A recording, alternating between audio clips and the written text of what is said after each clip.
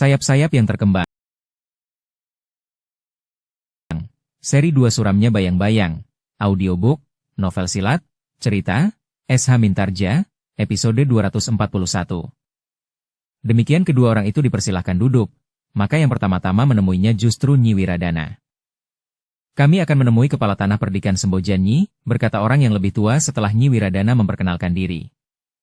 Tetapi Nyi Wiradana juga ingin tahu, siapakah kedua orang tamunya itu. Keduanya pun segera memperkenalkan diri mereka. Yang tertua di antara mereka dengan bangga berkata, kami adalah utusan Ki Tumenggung Jayayuda. Salah seorang senapati pilihan di Pajang. Namaku Iraga, sedangkan ini kawan sekerjaku, sama-sama mengabdi kepada Ki Tumenggung Jayayuda. Namanya Cempaluk. Oh, Nyi Wiradana mengerutkan dahinya. Ya, Nyi, namanya memang Cempaluk, bukan maksudku menjelek-jelekan kawanku. Kawannya yang muda itu pun menyahut, ya, Nyi. Kawanku benar, namaku memang Cempaluk, kadang-kadang aku malu menyebut namaku. Ah, nama yang cukup baik, Kisanak, desis Nyi Wiradana. Nyi, berkata Cempaluk kemudian, ketika ibuku mengandung, ibuku memang mengidam Cempaluk. Bahkan sebelumnya dan sampai sekarang ibu senang Cempaluk.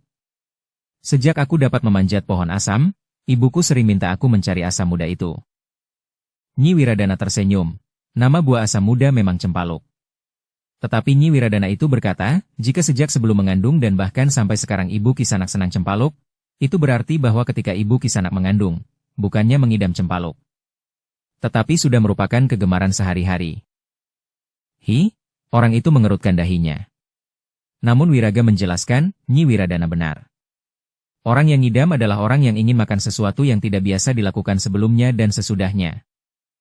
Cempaluk tidak menjawab, tetapi ia mengangguk-angguk kecil. Baru kemudian Nyi Wiradana berkata, Kisanak. Kepala tanah perdikan Sembojan yang Kisanak maksudkan baru diberitahu akan kedatangan Kisanak. Sebentar lagi akan datang. Sebelum orang itu menjawab, maka Risang telah keluar lewat pintu peringgitan. Dahinya sudah berkerut dan sorot matanya membayangkan kemuraman hatinya. Kedua orang utusan Ki Tumenggung itu terkejut melihat kepala tanah perdikan Sembojan yang masih muda, tetapi wajahnya nampak gelap. Jauh berbeda dengan wajah perempuan yang memperkenalkan diri sebagai ibu kepala tanah perdikan itu. Kalian siapa Kisanak? Bertanya Risang singkat. Keduanya saling berpandangan sejenak. Namun Nyi Wiradana lah yang menyahut, keduanya adalah utusan Ki Tumenggung Jayayuda. Risang memang menjadi heran. Keduanya bukan prajurit sebagaimana utusan-utusannya yang pernah datang sebelumnya. Risang yang duduk bersama mereka di peringgitan, segera bertanya pula, tugas apa yang kalian bawa kemari? Seperti kedua orang perwira yang pernah datang, bahkan sampai 2 kali itu? Wiraga dan Cempaluk menjadi heran melihat sikap Risang. Tetapi Wiraga kemudian menjawab, kami membawa surat Ki Tumenggung Jayayuda. Surat apa lagi? Surat perintah, peringatan dan ancaman? Apalagi? Wiraga dan Cempaluk menjadi bingung. Dengan nada rendah Wiraga berkata, kami tidak tahu isi surat itu. Aku hanya mendapat perintah untuk menyerahkannya kepada kepala tanah perdikan Sembojan. Betapapun segannya, Risang menerima surat itu dan membukanya. Namun Risang terkejut, ia tidak melihat selembar surat dari Kangjeng Adipati Pajang atau yang diberi wewenang sebagaimana sebelumnya, tetapi yang dibacanya itu adalah surat pribadi. Risang pun kemudian memperhatikan kedua orang utusan Ki Tumenggung itu. Keduanya memang bukan prajurit. Apa pula maksud Ki Tumenggung ini? Bertanya Risang di dalam hatinya. Apapun yang dilakukan oleh Ki Tumenggung, rasa-rasanya selalu menimbulkan kecurigaannya. Tetapi ketika ia mulai membaca surat Ki Tumenggung itu, maka terasa ada yang lain tersirat di dalamnya. Nampaknya Ki Tumenggung sebagai seorang tua mengerti benar perasaannya. Karena itu Ki Tumenggung ingin berbicara dengan Risang di luar dinding bara keprajuritan. Di dalam suratnya Ki Tumenggung minta agar Risang datang 3 hari lagi. Ki Tumenggung akan menerima di rumahnya. Betapapun kerasnya hati Risang yang seakan-akan telah membatu itu. Tetapi sikap Ki Tumenggung itu baginya adalah sikap yang aneh. Karena itu, di luar sadarnya, ia memberikan surat itu kepada ibunya yang duduk di sebelahnya. Nyi Wiradana pun membaca surat itu pula. Namun Nyi Wiradana tidak segera memberikan tanggapan, ia ingin berbicara dengan Risang tidak di hadapan kedua orang utusan Ki Tumenggung itu. Karena itu, maka Nyi Wiradana pun kemudian berkata kepada kedua orang tamunya Kisanak. Kami persilahkan Kisanak duduk sebentar. Kami akan membicarakan surat Ki Tumenggung. Bukankah Kisanak berdua tidak tergesa-gesa kembali ke Pajang? Keduanya saling berpandangan sejenak. Kemudian, Wiragalah yang menjawab, tidak Nyi. Kami mohon izin untuk beristirahat di sini malam ini. Punggung kami serasa akan patah duduk di atas punggung kuda sehari-hari. Silahkan Kisanak, kami tentu tidak akan berkeberatan. Kami akan menyediakan tempat bagi Kisanak. Ada bilik di gandok yang dapat Kisanak pergunakan. Ah, tidak. Kami dapat tidur di serambi, jawab Cempaluk. Nyi Wiradana tersenyum. Katanya, jangan, kalian adalah tamu kami, tetapi kami tidak lebih dari abdi Katumenggungan. Siapapun Kisanak berdua, tetapi Kisanak tetap tamu-tamu kami yang harus kami hormati. Terima kasih, Nyi, terima kasih, jawab Wiraga dan Cempaluk hampir berbareng. Nyi Wiradana kemudian mengajak Risang masuk ke ruang dalam.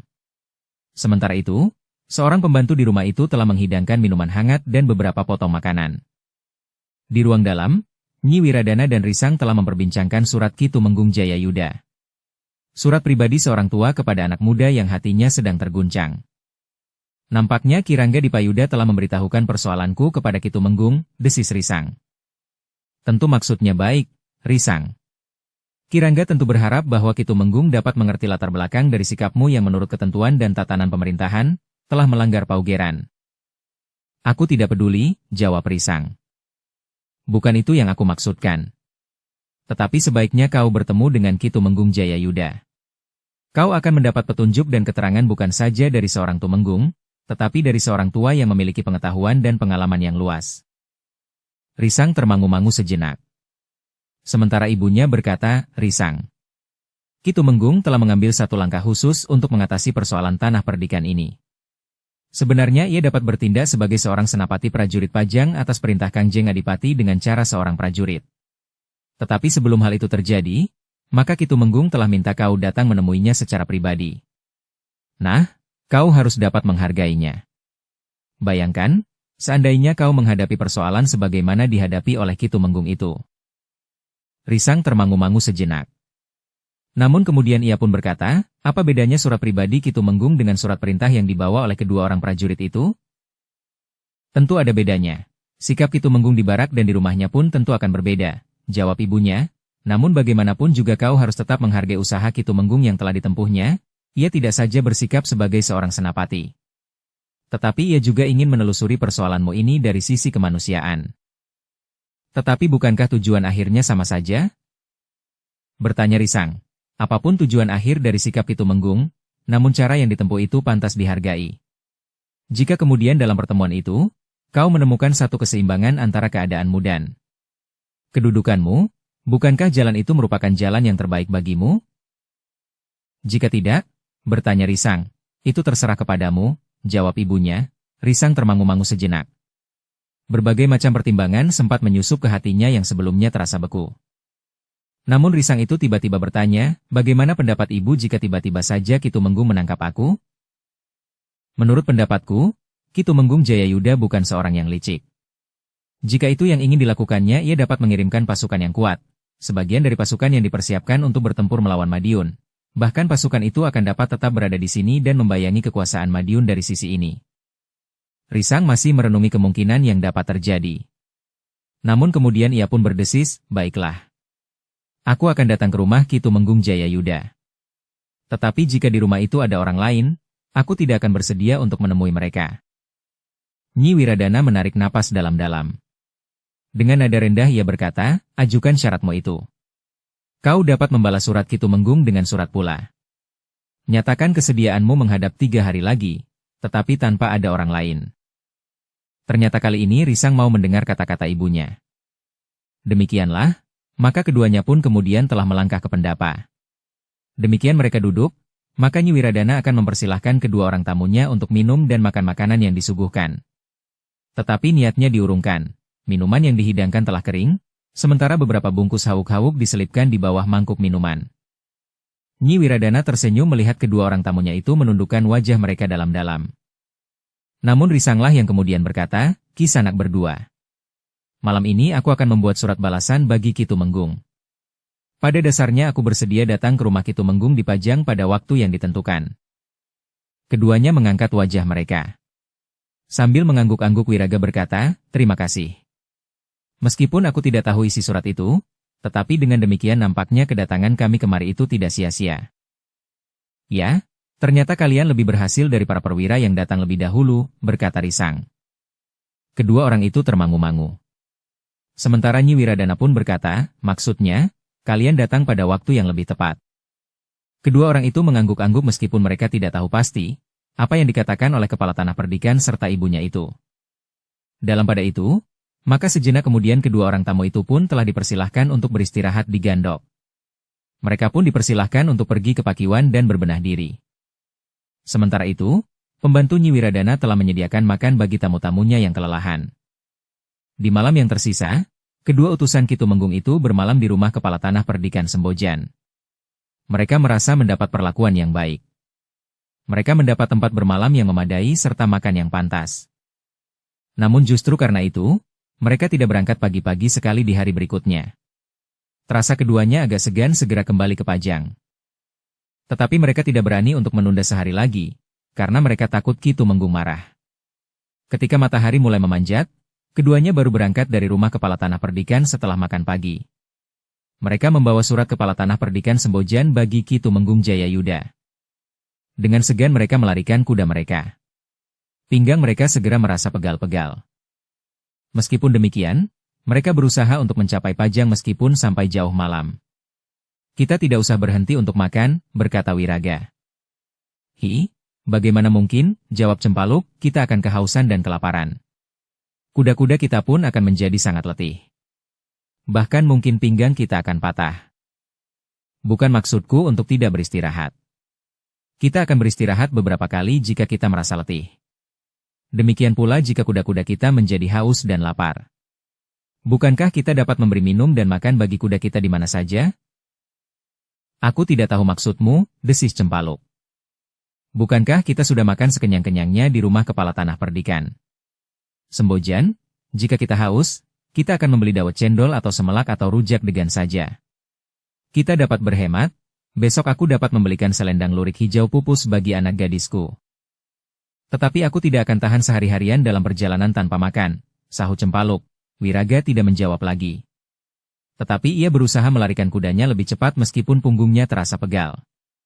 Sementara Cempaluk bergeremang meskipun hanya didengarnya sendiri, orang ini semakin tua menjadi semakin kikir. Sementara itu, di tanah perdikan Sembojan, Risang sempat merenungi kesediaannya datang ke rumah Ki Tumenggung Jayayuda. Sekali-sekali terpercik penyesalannya, bahwa ia bersedia untuk datang. Tetapi sekali-sekali ia berharap, bahwa pertemuannya dengan Ki Tumenggung akan dapat menjadi jembatan bagi keinginannya untuk merombak tatanan kepemimpinan di Pajang. Tetapi ketika muncul sebuah pertanyaan di dadanya, alasan serta ruas-ruas yang manakah yang harus dirombak dan jika Ki Tumenggung minta pendapatnya tentang susunan yang lebih baik, maka ia sendiri tentu akan kebingungan.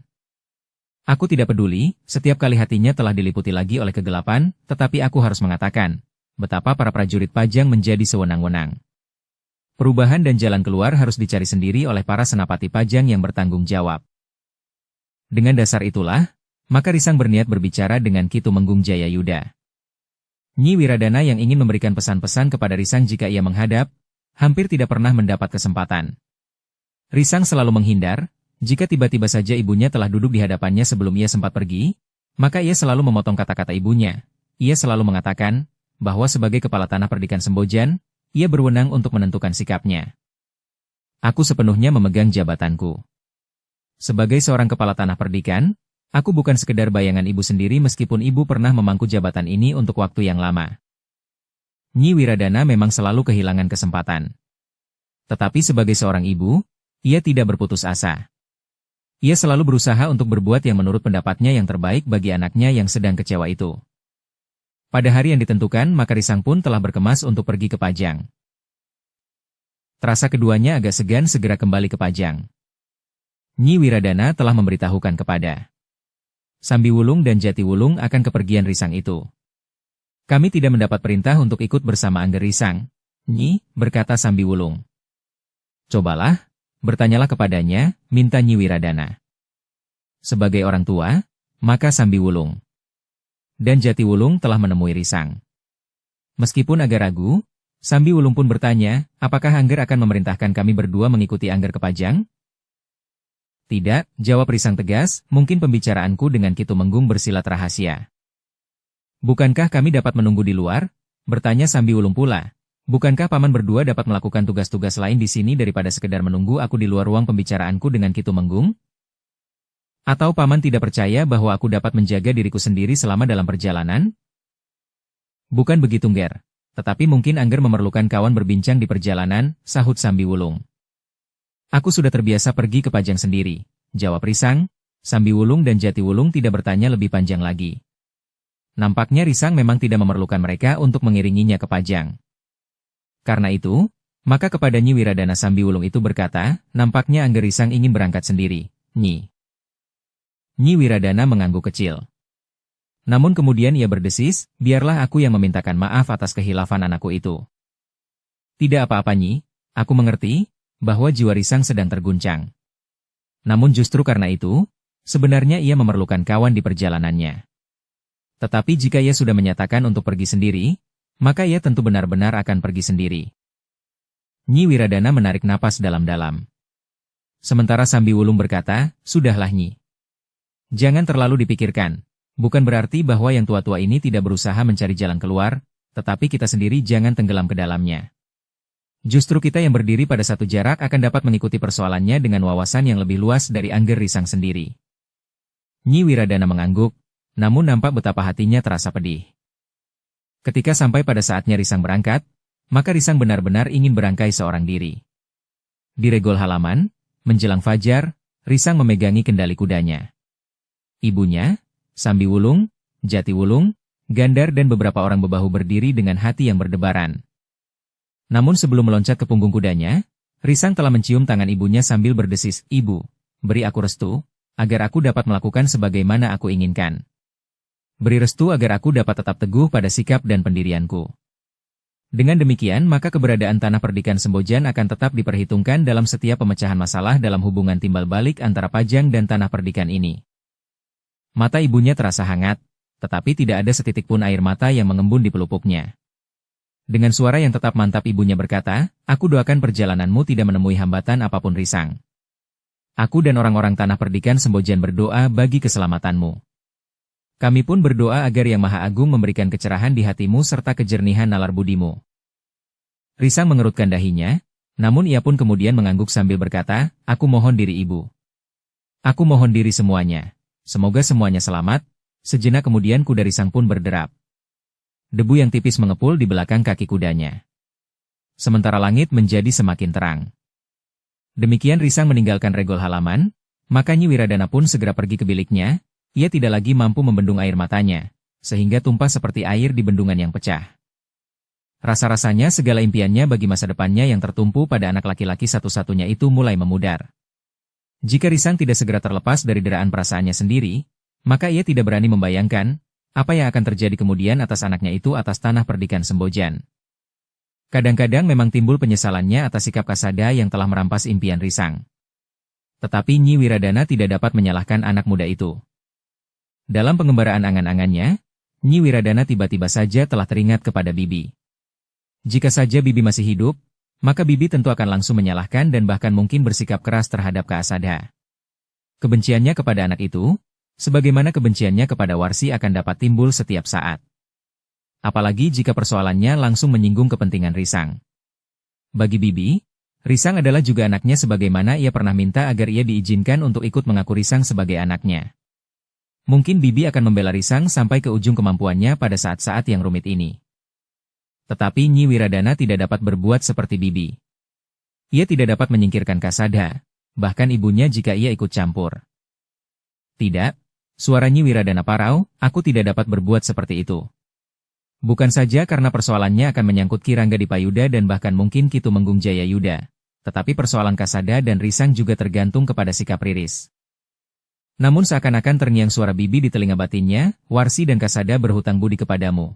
Jika kau ungkit kematian Ki Wiradana dan lebih jauh ke belakang, apa yang akan terjadi atasmu jika saja serigala betina itu benar-benar gila dan membunuh saat kau mengandung? Tidak, tidak. Nyi Wiradana itu menutup kedua telinganya dengan telapak tangannya, aku sudah memaafkan mereka.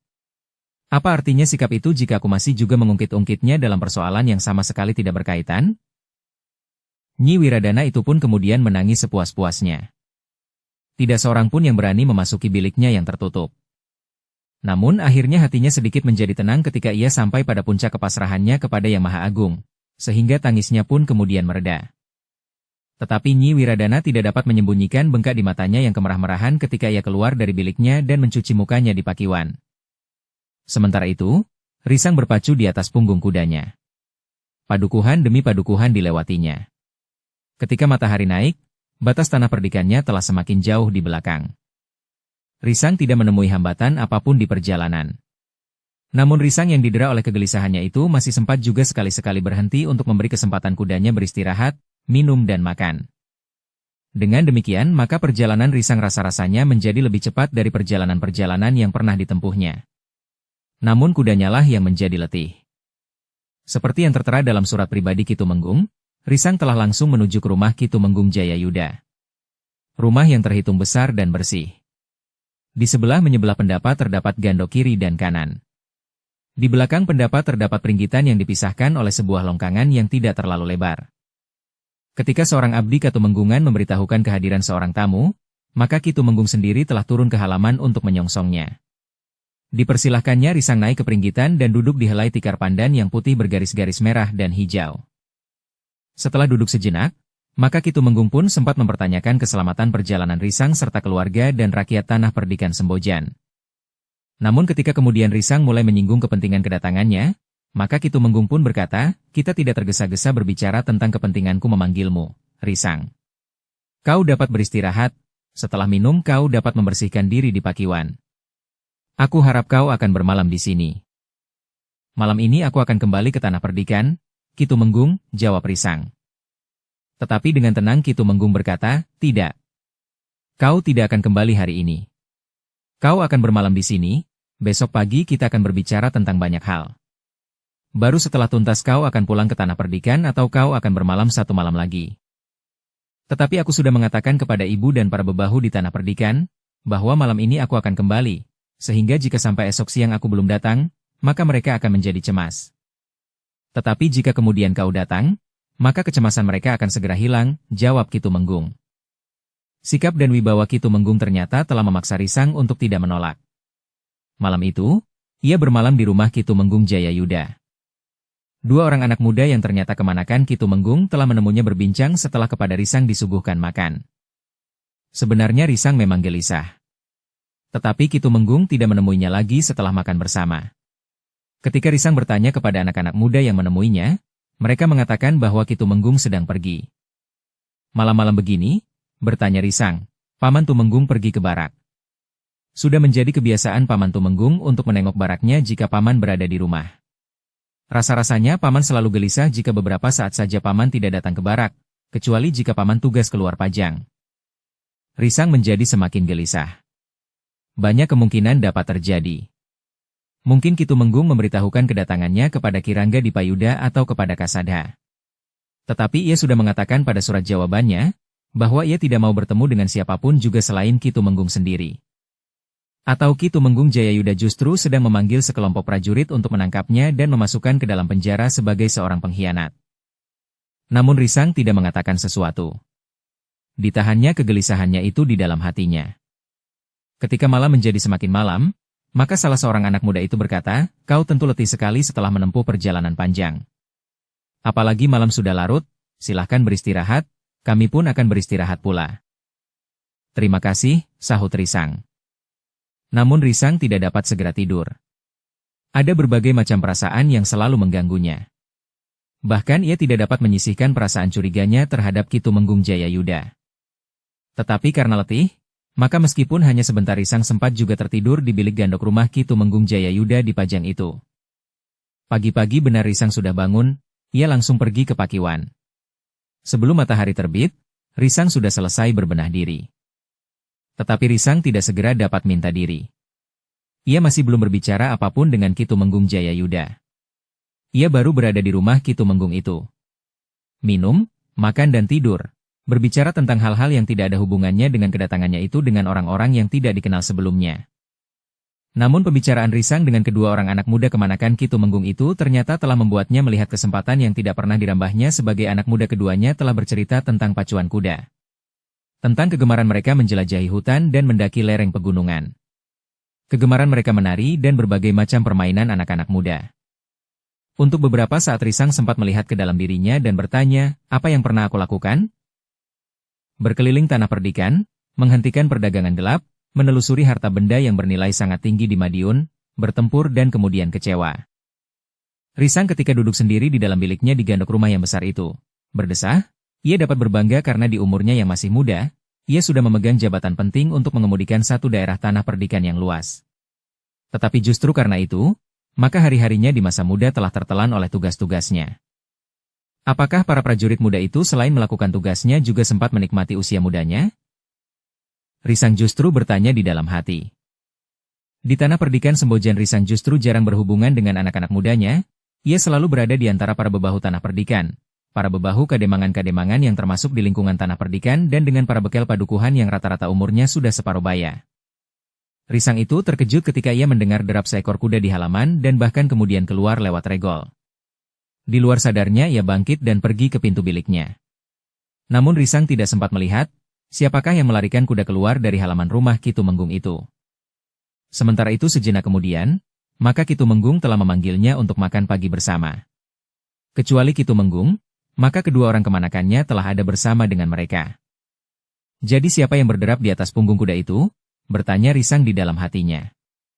Tetapi ia tidak mengucapkan pertanyaan itu kepada siapapun juga, karena mereka akan dapat mengartikan pertanyaan Risang itu sebagai satu kecurigaan. Baru setelah makan, maka Ki Tumenggung telah mengajak Risang duduk di peringgitan. Sedangkan kedua orang kemanakan Ki Tumenggung itu telah diminta untuk tidak duduk bersama mereka. Bagaimanapun juga tiba-tiba Risang menjadi berdebar-debar. Namun justru karena itu, maka Risang telah menguatkan hatinya, untuk tidak bergeser dari sikapnya. Apapun yang dikatakan oleh Ki Tumenggung, aku harus tetap menuntut perubahan yang mendasar dari sikap kepemimpinan para prajurit Pajang yang terlalu mementingkan diri sendiri. Di peringgitan, sambil menghadapi minuman hangat dan beberapa potong makanan, sehingga suasananya tidak menjadi terlalu tegang, Ki Tumenggung Jayayuda mulai berbicara tentang niatnya memanggil Risang. Risang, berkata Ki Tumenggung Jayayuda, bukankah kau tidak berkeberatan aku panggil namamu? Meskipun kau seorang kepala tanah percikan yang terhitung besar, tetapi kau masih muda. Sedangkan umurku tidak akan terpaut banyak dengan umur orang tuamu. Tidak, Ki Tumenggung, aku tidak berkeberatan. Terima kasih, jawab Ki Tumenggung Jayayuda, yang kemudian berkata selanjutnya, kau tentu sudah mengetahui Risang, untuk apa aku memanggilmu kemari? Ya, Ki Tumenggung, jawab Risang. Ki Tumenggung menarik nafas dalam-dalam. Dengan nada rendah, Ki Tumenggung mulai menyampaikan beberapa pendapat mengenai keadaan Risang. Ki Tumenggung juga berkata terus terang bahwa ia mendengar persoalan Risang dari Ki Rangga di Payuda yang terkait dalam persoalan ini. Karena itu, Risang, berkata Ki Tumenggung pula, aku mencoba untuk mengambil cara lain. Aku berharap bahwa aku dapat berbicara denganmu sebagai seorang tua kepada seorang yang jauh lebih muda. Tetapi Risang yang sudah membawa bekal sikap dari rumahnya memang tidak mudah untuk diluluhkan. Bahkan kemudian ia justru berpendapat, bahwa Ki Rangga di Payuda dan Kasada telah memperalat Ki Tumenggung Jayayuda untuk membekukan semua gejolak di dalam jiwanya. Sementara itu, Ki Tumenggung berkata, Risang, sebenarnya lah kau adalah salah satu di antara kepala tanah perdikan yang mendapat banyak kepercayaan dari Pajang. Apa yang telah kau lakukan selama ini untuk Pajang membuktikan kesetiaanmu? Karena itu, kami merasa heran dan bahkan hampir tidak mempercayainya, bahwa kau telah mengambil jarak dari kewajibanmu terhadap Pajang. Namun setelah aku mendapat keterangan dari Ki Rangga di Payuda, maka aku dapat mengerti gejolak perasaanmu, sehingga aku berniat untuk berbicara denganmu tanpa dibatasi oleh kedudukan kita masing-masing. Tetapi aku ingin berbicara kepadamu sebagai seorang tua kepada seorang yang jauh lebih muda. Jantung Risang memang tergetar. Tetapi kemudian ia pun menjawab, Ki Tumenggung, aku tidak ingkar, bahwa ada persoalan yang timbul antara aku dan Kasada yang menyangkut anak Ki Rangga di Payuda. Nah, Risang, aku ingin menasehatkan kepadamu, bahwa dunia ini bukan sekedar halaman rumah Ki Rangga di Payuda. Karena itu, sebaiknya kau segera bangkit dan menyadari keadaanmu dan kedudukanmu, sehingga jelas bagimu, bahwa persoalan yang kau hadapi yang menyangkut hubunganmu dengan anak Ki Rangga berbeda akarnya dengan tugas dan kewajibanmu sebagai kepala tanah perdikan. Karena itu, adalah sayang sekali, Jika kedudukanmu menjadi goncang karena persoalan yang bagi seorang laki-laki bukan merupakan persoalan yang seharusnya menentukan jalan hidupnya. Risang memang mendengarkan kata-kata Ki Tumenggung. Hatinya memang tersentuh, tetapi kemudian justru prasangkanya tumbuh lagi. Bahkan menurut Risang, sikap Ki Tumenggung itu bukan sikap wajar seorang prajurit. Jika seseorang berbuat terlalu baik, maka perbuatannya itu agaknya mengandung pamrih. Kecurigaan yang sudah dibawanya membuat hati Risang tidak terbuka. Karena itu, maka Risang itu pun menjawab, Ki Tumenggung. Bagiku persoalanku dengan Kasada dan Rangga di Payuda memang bukan persoalan yang perlu dibesar-besarkan. Aku justru sudah melupakannya, karena seperti yang Ki Tumenggung katakan, bagi seorang laki-laki persoalan seperti itu tidak akan mempengaruhi sikap dan pandangan hidup seseorang. Ki Tumenggung mengerutkan dahinya. Tetapi sebelum sempat menyahut, Risang telah mendahuluinya, karena itu Ki Tumenggung. Jika Ki Tumenggung menilai sikapku sebagai kepala tanah perdikan akhir-akhir ini, sama sekali bukan karena persoalan yang menyangkut anak, Ki Rangga di Payuda itu. Oh, Ki Tumenggung mengangguk-angguk, jadi. Sebagai kepala tanah perdikan Sembojan, aku melihat kepincangan dalam tatanan kepemimpinan prajurit di Pajang. Karena itu, aku merasa berkewajiban untuk membantu para pemimpin di Pajang, menilai tatanan kepemimpinan, tugas dan wewenang prajurit Pajang. Lebih-lebih lagi dalam hubungannya dengan tanah perdikan. Ki Tumenggung terkejut, namun pengalaman jiwanya mampu mengendalikan sikapnya, sehingga tidak segera nampak gejolak di hatinya. Sesaat Ki Tumenggung itu justru berdiam diri. Namun kemudian pertanyaan yang dicemaskan Risang sejak ia berangkat benar-benar didengarnya, Risang.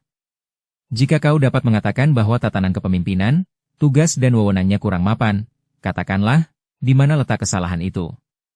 Atau barangkali kau mempunyai gagasan yang mungkin dapat diterapkan, sehingga jika gagasan itu diterima oleh Kanjeng Adipati, maka kau akan menjadi salah seorang di antara pemimpin pemerintahan yang akan tetap dikenang oleh Pajang.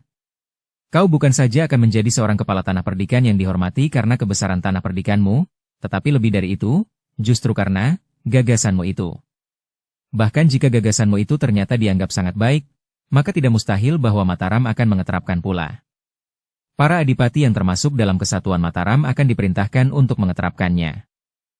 Keringat dingin mengalir di punggung Risang. Ia menjadi gelisah oleh pertanyaan-pertanyaan itu. Namun seperti yang pernah tersirat di kepalanya, maka ia pun menjawab, Ki Tumenggung, aku bukan salah seorang pemimpin pemerintahan di Pajang. Karena itu, segala sesuatunya terserah kepada para pemimpin di Pajang. Bagi kami, orang-orang yang berdiri di luar, hanya dapat menilai keadaan yang ada, sesuai dengan sikap dan pandangan kami. Ki Tumenggung mengerutkan dahinya, ia mulai melihat betapa kerasnya sikap Risang.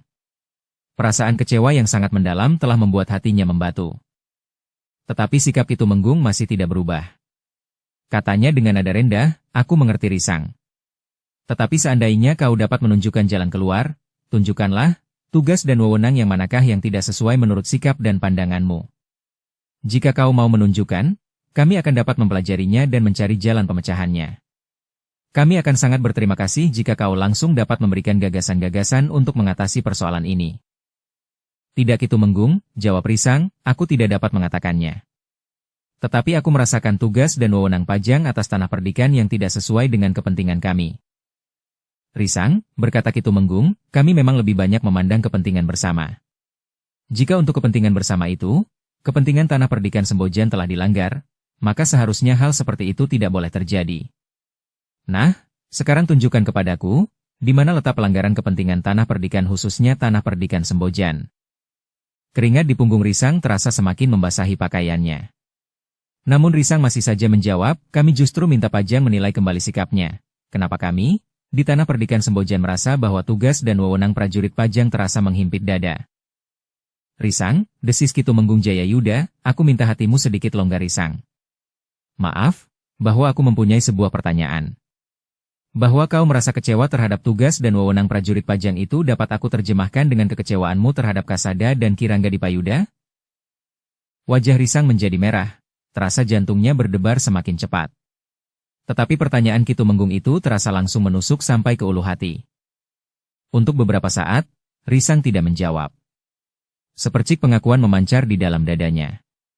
Tetapi secepat itu pula kekerasan hatinya, harga diri serta perasaan kecewanya telah memadamkan kembali percikan pengakuan itu, sehingga ia pun berkata, Ki Tumenggung. Aku bukan orang yang berpandangan terlalu sempit dan picik. Aku dapat memandang cakrawala seluas batasan bumi. Karena itu Ki Tumenggung telah membuat penilaian yang keliru terhadap diriku. Ki Tumenggung Jayayuda menarik napas dalam-dalam, ia merasa kehilangan jalur yang dapat ditempuhnya untuk mengatasi sikap keras anak muda itu. Karena itu, maka Ki Tumenggung itu pun berkata, "Risang. Jalan yang aku tempuh sekarang ini adalah jalan yang menurut pendapatku adalah jalan yang terbaik. Aku sudah melepaskan baju katumenggunganku. Aku ingin berbicara sebagai orang tua kepada anak muda secara terbuka. Tetapi ternyata sangat sulit bagiku untuk menemukan jalan yang dapat menembus perasaanmu. Pada kesempatan lain, jika aku berbicara sebagai seorang tumenggung, sikap dan kata-kata yang aku pergunakan tentu akan berbeda. Karena itu Risang, aku harap kau terbuka. Jika kau kecewa secara pribadi, katakan. Kau kecewa terhadap Kirangga Dipayuda dan barangkali Ki Lurah Kasada. Kau bukan kecewa terhadap tugas dan wewenang prajurit Pajang atas tanah perdikan Sembojan." Namun Risang itu pun menjawab, "Tidak. Sama sekali tidak. Apa artinya Kirangga Dipayuda dan Ki Lurah Kasada bagiku? Bagi tanah perdikan Sembojan? Tidak Ki Tumenggung, aku sama sekali sudah tidak menghiraukan mereka lagi. Tetapi aku benar-benar tidak dapat menerima tugas dan kewenangan prajurit Pajang atas tanah perdikan Sembojan. Aku mohon para pemimpin Pajang dapat mengurai sikapku ini, yang pada suatu saat, para pemimpin di Pajang akan berterima kasih kepadaku, karena dengan demikian tanah perdikan yang ada di lingkungan kesatuan Pajang dan Mataram dan bahkan mungkin kademangan-kademangan yang besar dan berpengaruh tidak lagi akan menentang kekuasaan Pajang." Terasa tusukan yang tajam terhunjam di dada Ki Tumenggung. Kata-kata Risang tidak menyenangkan perasaan Ki Tumenggung. Tetapi justru karena Risang waktu itu adalah tamunya yang diundang, maka Ki Tumenggung masih menahan diri. Bahkan katanya kemudian, "Baiklah Risang. Nampaknya hatimu kurang terbuka. Tetapi aku masih berharap bahwa sepanjang perjalananmu kembali ke tanah perdikan, kau akan sempat memikirkannya." Risang mengangguk dalam-dalam. Di dasar hatinya terdengar nuraninya memekik tinggi. Ia mengakui semua yang dikatakan oleh Ki Tumenggung itu. Namun ia tidak mempunyai keberanian untuk mengakuinya. Harga dirinya serta kemarahannya kepada Kirangga Dipayuda dan Ki Lurah Kasada ternyata telah menimbun pengakuan di dasar hatinya itu. Dalam pada itu, Ki Tumenggung menjadi sangat kecewa terhadap Risang. Sebagai seorang tuan rumah yang baik, ia masih juga berkata dengan ramah, "Risang. Mungkin kita dapat menganggap pembicaraan kita sudah selesai, meskipun kita tidak menemukan satu kesimpulan yang berarti bagi kita. Tetapi meskipun demikian, aku masih ingin menawarkan, apakah kau akan bermalam lagi di rumahku? Nampaknya hari sudah terlalu tinggi. Jika kau berangkat juga, maka kau akan kemalaman di perjalanan." Tetapi Risang menggeleng. Katanya, "Terima kasih Ki Tumenggung. Aku mohon diri, aku harus segera kembali, agar ibu dan para bebahu tidak menjadi sangat gelisah." "Baiklah, sekali lagi aku minta kau merenungi kata-kataku di sepanjang jalan. Jika kau berubah pikiran, maka kau perintahkan saja bebahu tanah perdikanmu datang dengan membawa surat pernyataanmu. Kau tidak usah membuat surat kepada Kangjeng Adipati. Surat itu cukup surat pribadi saja. Biarlah aku yang menyelesaikan di sini." Ki Tumenggung itu berhenti sejenak. Namun karena Risang tidak menjawab, maka Ki Tumenggung itu melanjutkannya, "Tetapi jika kau tidak membuat surat itu kepadaku, maka akulah yang akan memberikan surat itu kepadamu. Tentu bukan sekedar surat pribadi lagi." Jantung Risang berdebar semakin cepat, ia sadar bahwa Ki Tumenggung mulai mengancam akan mempergunakan kedudukannya. Tetapi Risang tidak berubah sikap. Demikianlah, maka Risang pun segera minta diri. Ki Tumenggung itu sama sekali tidak merubah sikapnya. Ia masih tetap ramah. Bahkan Ki Tumenggung itu sendiri telah memerintahkan abdinya untuk menyiapkan kuda Risang. Sementara kedua orang kemanakannya telah turun pula ke halaman untuk ikut melepas Risang meninggalkan rumah Ki Tumenggung. "Kedua kemenakanku ini sedang mempersiapkan diri untuk mengikuti pendadaran," berkata Ki Tumenggung, "mereka tinggal agak jauh dari Pajang. Karena keduanya ingin menjadi prajurit, maka mereka untuk sementara, sampai saat pendadaran, tinggal di sini." "Oh," Risang mengangguk-angguk. Meskipun hatinya pepat, tetapi ia tersenyum juga sambil berkata, "Mudah-mudahan kalian berhasil. Tetapi kalian berdua sama sekali tidak mengatakan hal itu kepadaku." Seorang di antara mereka menjawab, "Kami belum tentu dapat diterima. Karena itu, untuk sementara kami memang tidak mengatakannya kepada siapapun. Tetapi agaknya Paman telah menceritakannya." "Kalian tentu diterima," berkata Risang, "apalagi paman kalian adalah seorang tumenggung. Namun Ki Tumenggung itu menyahut, aku ingin mereka diterima karena kemampuan mereka. Bukan karena mereka kemanakanku. Kemenakan seorang Tumenggung. Risang menarik nafas dalam-dalam. Rasa-rasanya ia ingin menjawab, bahwa banyak orang yang memanfaatkan kedudukan sanakadangnya untuk kepentingan tertentu. Tetapi niatnya itu diurungkannya. Demikianlah, maka Risang pun telah menuntun kudanya menuju ke regol halaman. Ki Tumenggung sendiri bersama kedua orang kemenakannya mengantar mereka sampai ke regol. Namun tiba-tiba saja mereka terkejut. Derap kaki kuda yang berlari cepat terdengar mendekat. Bahkan kemudian, tiba-tiba saja di regol itu muncul seorang menunggang kuda tanpa turun dari punggung kudanya. Hampir saja kuda itu melanggar Risang yang meloncat bergeser ke samping. Namun penunggang kuda itu cukup tangkas. Dengan cepat ia menarik kendali kudanya, sehingga kudanya lah yang terkejut. Sambil meringi kuda itu berdiri tegak bertumpu pada kaki belakangnya. Kemudian bergeser dan berputar-putar. Namun dengan terampil penunggang kuda itu menguasai kudanya sehingga kemudian menjadi tenang kembali. Sekali lagi Risang terkejut, penunggang kuda itu ternyata adalah seorang perempuan muda. Masih di atas punggung kudanya perempuan muda itu berkata, "Maaf Kisanak, aku tidak tahu bahwa ada orang di belakang regol. Sudah aku peringatkan, kau harus turun di depan regol atau memperlambat lari kudamu." Untunglah bahwa Risang sempat menghindar, jika tidak, atau katakan seorang perempuan atau anak-anak yang berada di belakang pintu regol itu. "Maaf ayah, aku lupa," jawab perempuan itu, namun perempuan muda itu tidak menunggu lagi. Kedua kakinya telah menyentuh perut kudanya, sehingga kuda itu berlari lagi melingkari halaman langsung menghilang di sudut gandok. Derapnya masih kedengaran sehingga kuda itu sampai ke depan kandangnya. "Anak itu memang nakal sekali," desis Ki Tumenggung. "Siapakah perempuan itu?" Di luar sadarnya Risang bertanya. "Anakku, aku hanya mempunyai seorang anak. Tetapi meskipun perempuan, nakalnya melampaui laki-laki." Risang mengerutkan keningnya. Tetapi ia pun kemudian berkata, "Sudahlah Ki Tumenggung. Aku mohon diri." "Baiklah Risang. Mudah-mudahan kau selamat di perjalanan," berkata Ki Tumenggung. Ketika kemudian Risang meloncat ke punggung kudanya di luar regol, maka kedua orang kemanakan Ki Tumenggung itu sempat melambaikan tangannya. Namun Risang sempat menggeram, hampir saja kepalaku terinjak kaki kuda. Jika saja ia bukan anak Ki Tumenggung Jayayuda, aku akan memberinya sedikit peringatan agar ia menjadi lebih berhati-hati. Sekilas terbayang kembali wajah gadis yang terkejut itu. Tetapi Risang merasa heran atas ketenangannya. Dalam keadaan yang tiba-tiba, gadis itu sama sekali tidak nampak menjadi cemas dan gelisah. Kedua tangannya yang terampil menguasai kendali kudanya yang melonjak dan berputar melingkar-lingkar sehingga menjadi tenang kembali. "Seorang gadis yang mempunyai kelainan sitat dari gadis-gadis kebanyakan," berkata Risang di dalam hatinya. Risang pun kemudian teringat derap kaki kuda yang didengarnya dari bilik di gandok rumah Ki Tumenggung. "Tentu gadis bengal itu," desis Risang kepada diri sendiri. Namun Risang pun tiba-tiba membayangkan ibunya dan Ibu Kasada di saat-saat mereka masih gadis. Risang tidak begitu memahami masa-masa di mana ia belum dilahirkan. Ia membayangkan ibunya dan Ibu Kasada semasa gadisnya juga seperti gadis anak Ki Tumenggung yang lincah itu. Risang kurang dapat membayangkan kenyataan bahwa ibunya mulai mempelajari oleh kanuragan sehingga memiliki kelebihan dari perempuan-perempuan yang lain justru setelah ia mengalami tekanan perasaan karena kehadiran orang ketiga. "Apa peduliku?" geram Risang sambil memacu kudanya kembali ke tanah perdikan Sembojan. Ia sudah merasa terlalu siang berangkat dari rumah Ki Tumenggung, sehingga ia akan sampai ke tanah perdikan jauh malam. Di sepanjang jalan Risang memang selalu digelitik oleh pesan Ki Tumenggung untuk merenungi kembali sikapnya.